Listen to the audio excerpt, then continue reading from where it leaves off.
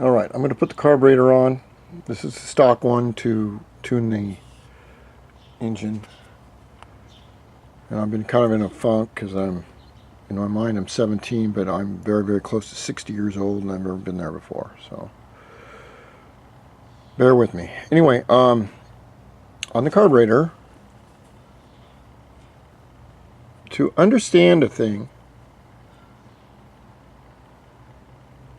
or to understand how it works, we have to tear it down and look at it, see its function. Once you understand that, it becomes completely demystified. What we have is your fuel comes in this little nozzle right here. Alright, simple enough.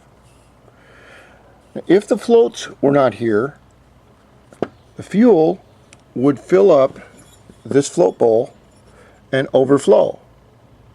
And when it overflows, it gets above this spot right here, and then it goes out the drain plug right there. Now you may have had a carburetor where that's happened to you, and what you want to do is you want to take a plastic screwdriver and tap this a couple times to free up these float bowls, because they have to move back and forth. Alright, our fuel goes in. It goes down to this spot right here. This little tiny, you can see where the valve is in there, in that there's a little hole. Alright, so right at this point the fuel is flowing freely into the float bowl right here.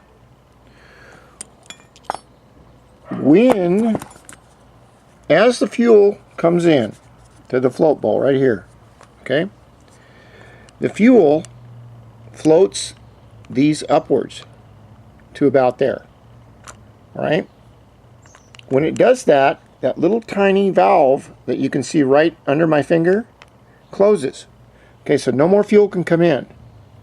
As your main jet and your pilot jet, the big one and the small one, suck the gas or fuel from the float bowl, these floats start to come down again. And when they do, no matter how far they come down, they open the valve. That's what is called a valve. That's what keeps a constant supply of fuel in the float bowl, probably up to, I don't know, an 1/8 inch from the top, so that you can use it for idle, you can use it for full speed. And say you're at wide open throttle, well, you're taking a lot of fuel into this main jet, and so it's got to replenish itself. So the floats drop down, the valve opens right there. You can see the valve, you can see right where it comes in right there, and the fuel drops right from that valve.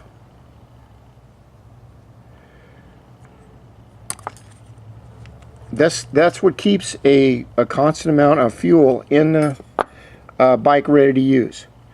Then what the fuel does is, on your first, I'd say, we have two jets here. We have a pilot jet on the right, little tiny one. We have a main jet on the left. Each carburetor has that. Your pilot jet it's a real small jet. It covers your idle up to about 5-6%, and then your main jet takes over all the rest. So when your bike calls for gas or fuel, it comes right up through that copper hole right there, which we can see. The jet is right beneath it. You can see the green in there, okay? So how's that metered? Well, the needle jet fits right down in here, and it closes and opens that valve as fuel is needed. The needle valve is tapered, and I should go get it now that I'm blabbering talking about all this shit. Okay.